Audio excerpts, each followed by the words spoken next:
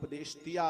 उपदेश दे करके जैसे ही सुंदर उपदेश मिला, कुछ दिन के बाद सुंदर माता देवहूति भगवान की भक्ति करती रही और भक्ति करते करते उनसे एक दिव्य ज्योति निकली और दिव्य ज्योति निकल करके भगवान में समाहित हो गई। प्रेम से बोले वृंदावन बिहारी लाल की जय, सांवरे सरकार की जय।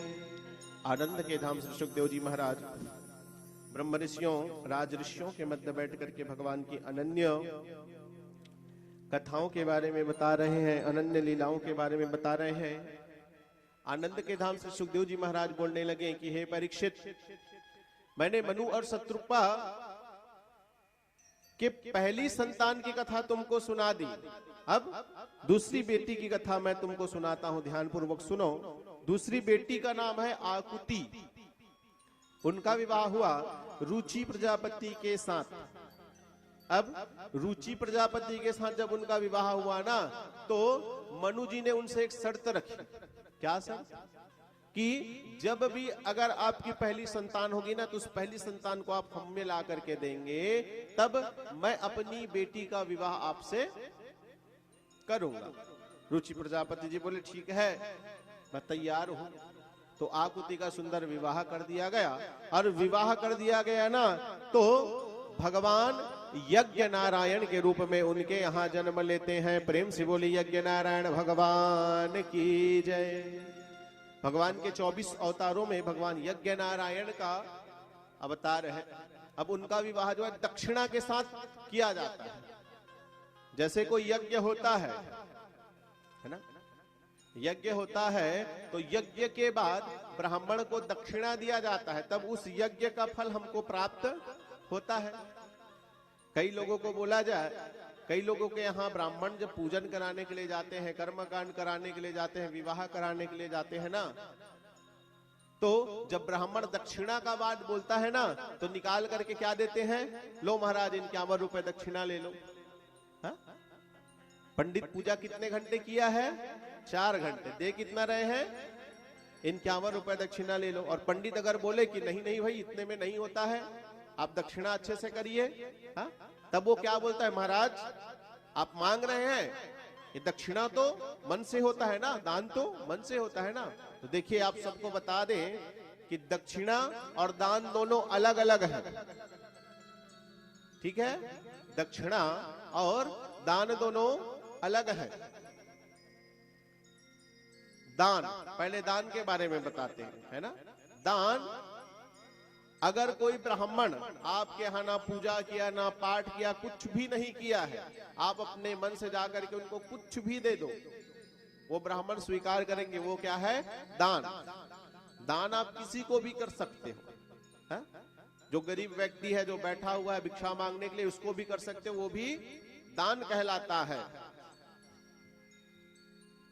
कहीं कुछ कथा पूजा हो रहा है, अपनी इच्छा से आप जो भी पत्र पुष्प इत्यादि भगवान को अर्पण कर रहे हैं, वो दान कहलाता है। लेकिन अगर कोई ब्राह्मण आपके नाम से कोई जप कर रहा है, कोई कथा सुना रहा है, कोई पूजा कर रहा है, कुछ भी आपके नाम से अगर कर रहा है, तो उस ब्राह्मण को जो हम उनकी मेहनत के बदले जो देते हैं, उसको दक्षिणा कहा जाता है। दान जजमान की इच्छा से होता है, और जो दक्षिणा है ना, वो ब्राह्मण की इच्छा से होना चाहिए।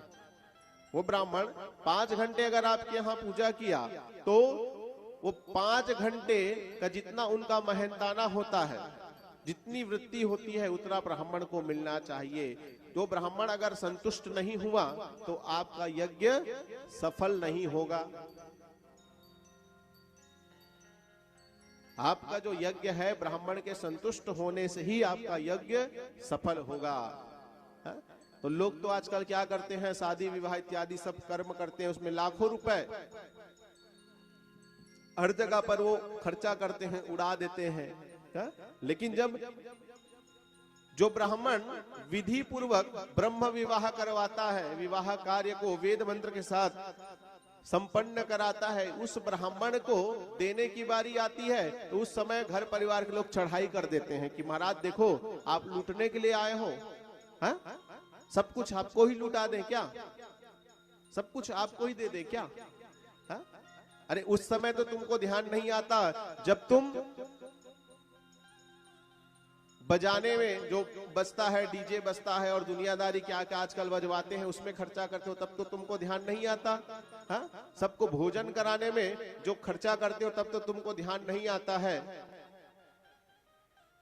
कई लोग तो सब नाचते रहते हैं तो नोटों को ऐसे उड़ा देते हैं, उस समय तो तुमको याद नहीं आता है। जब सबको शराब पिला देते हो तो उस समय तो तुमको याद नहीं आता है। अरे वही ब्राह्मण जो दो जीवों को एक कर रहा है, विवाह के इस सुंदर पवित्र बंधन में जो बांध रहा है, उस ब्राह्मण को देने के समय सब चढ़ाई कर देते कि नहीं महाराज ज्यादा हो रहा है, आप अधिक ले रहे हो।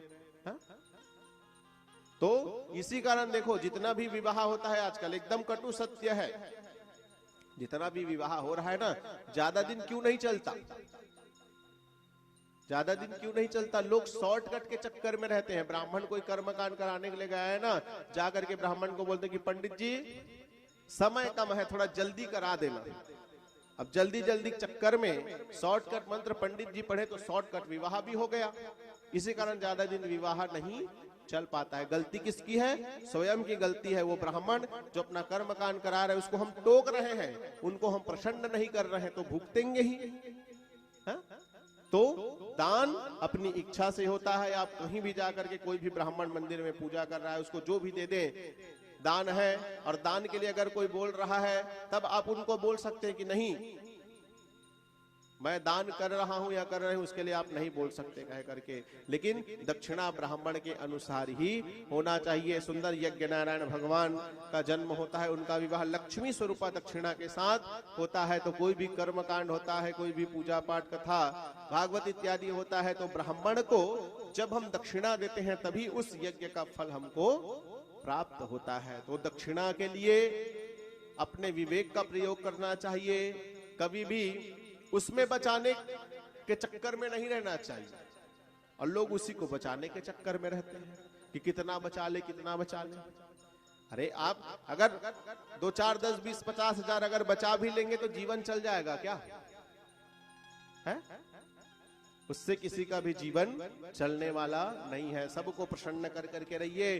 भगवान तो देने वाले हैं। एक चीज आप सबको और बता दें कि जितना भी आप धर्म कार्य में खर्चा करेंगे, जितना भी, चाहे आप पूजा में करें चाहे पाठ में, कोई भी धर्म कार्य में आप खर्चा करेंगे ना, तो वो रिटर्न इन्वेस्टमेंट है।